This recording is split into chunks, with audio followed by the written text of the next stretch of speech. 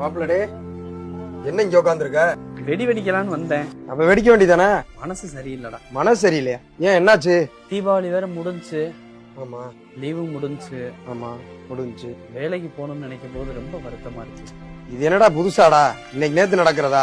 என்னடா வழக்கம்? விட்றா, இதுக்கு போய் ஃபீல் பண்ணிட்டு இருக்க. தீபாவளி எப்பவும் நடக்கிற மாதிரி நடக்கவே மச்சான். யோசிச்சு பாருவேன், நம்ம சின்ன வயசுல இருக்கும் போதெல்லாம் தீபாவளிக்கு ஒரு வாரத்துக்கு முன்னாடி அப்படியே ஏரியாவே களை கட்டிரும். ஊர் முழுக்க பட்டாசா வெடிக்கும், ஜேன்னு இருக்கும். அப்பெல்லாம் நம்மகிட்ட காசு இருக்காது.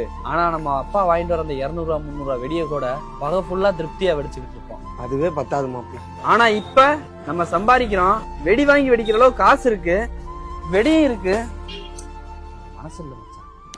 மனசு இல்லைன்னா என்கிட்ட தான் மாப்பிள்ள, நான் எடுத்துக்கிறேன்.